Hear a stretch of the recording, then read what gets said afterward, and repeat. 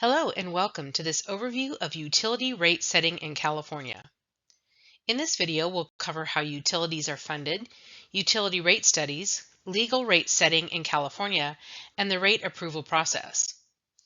The utility services we all rely on, such as water, sewer, and trash, are funded in large part by the rates customers pay. Revenues from rates are collected in an enterprise fund for that utility. Enterprise funds are separate from the general fund and can only be used for that utility.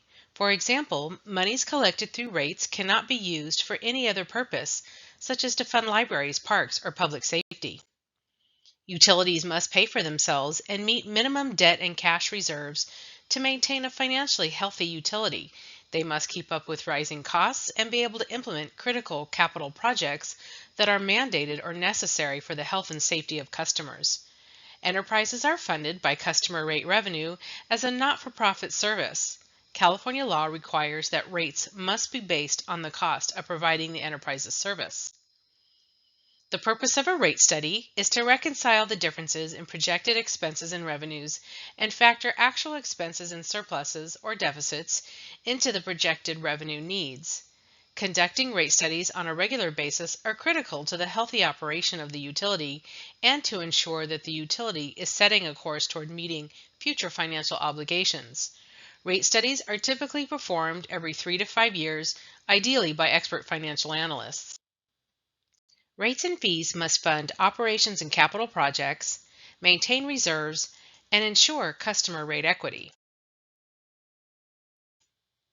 A thorough analysis resulting in a financial plan, cost of service study, and rate design is a best management practice and how we'll achieve fiscal stewardship of utility operations and ensure delivery of safe, reliable, high-quality services that are essential to our everyday life.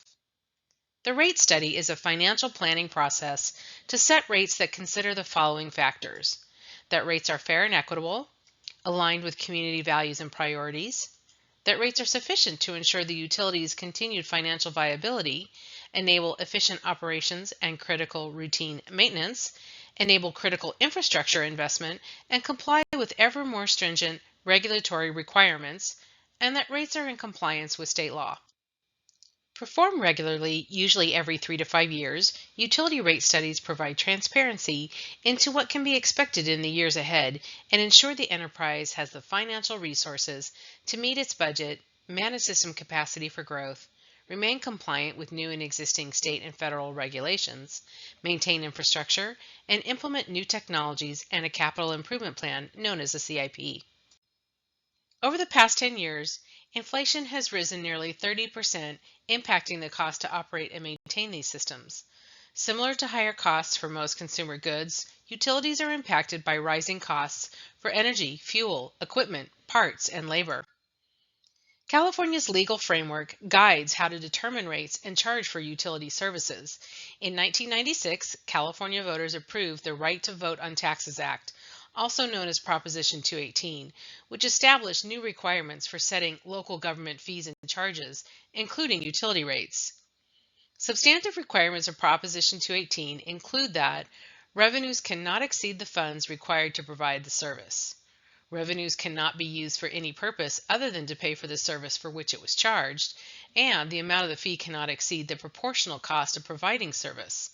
The utility is tasked to set rates proportional to the cost of providing the service, reasonably allocate amongst grouped ratepayers based on the cost of service, and use reliable data. Prop 218 outlines the following rate-setting process: identify the parcels subject to the charge, calculate the amount of the charge to be imposed, provide written notice to all property owners and customers, and hold a public hearing.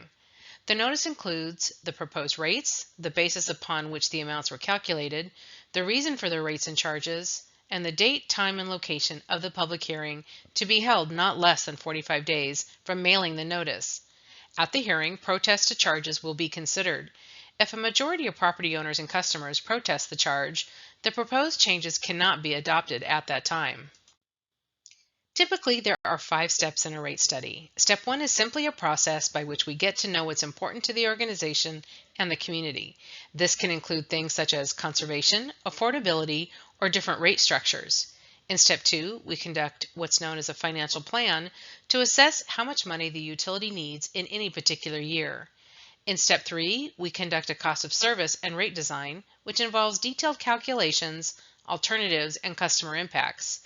In step 4, once a rate proposal is determined, the study is documented in a study report that will serve as part of the organization's administrative record. Finally, in step 5, utility customers are notified of proposed rates 45 days or more before the public hearing. Prop 218 also prescribes a way for customers to register their opposition to proposed utility rate changes. The financial plan projects revenue and expenses to determine if revenue is sufficient to fund operations. If it is not sufficient, there is need to increase revenues to fund anticipated costs, such as operations and maintenance, capital, and reserves.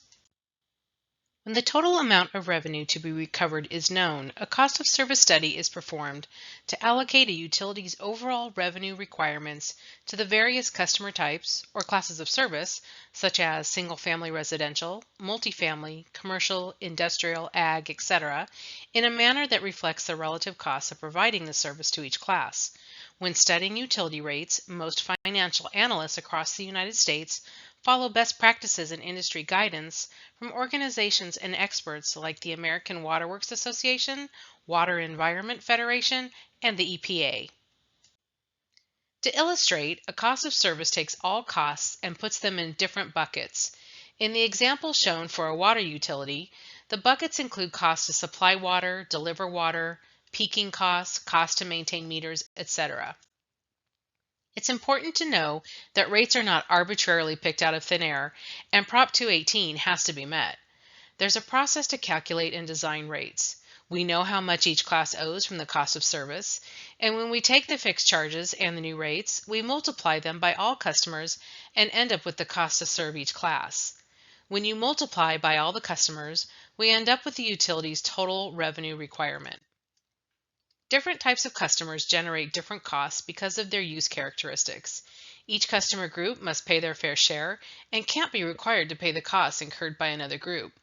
For example, residential customers can't be required to pay more, so commercial customers can pay less, or vice versa. Key contributors in this process are number 1, residents and customers like you who are passionate about the rates you pay for essential services. 2, city or utility staff who have access to key data and institutional knowledge to inform the process. 3, the professional rates consultant whose job it is to review all the data, crunch the numbers, answer questions, convey the challenges and benefits of alternatives, and make recommendations. And 4, the City Council or Board of Directors who are charged with making data-driven decisions with the community's best interests in mind. The first 3 share the important role of providing information, studying the challenges, and advising solutions. Ultimately, a recommendation is presented to the council or board that will review the financial plan, rate study results, recommendations, public input, and make the final decision. To summarize, cities and utility agencies perform rate studies to ensure that rates keep up with the cost to provide the service. Rate studies are conducted to ensure that a utility's financial health is maintained and setting a course toward meeting future financial obligations. In California, rate setting is guided by Proposition 218. And finally, customers and community members are encouraged to provide input and participate in the rate study process through to the public hearing. Thank you for joining us on this quick tour of setting legal utility rates in California.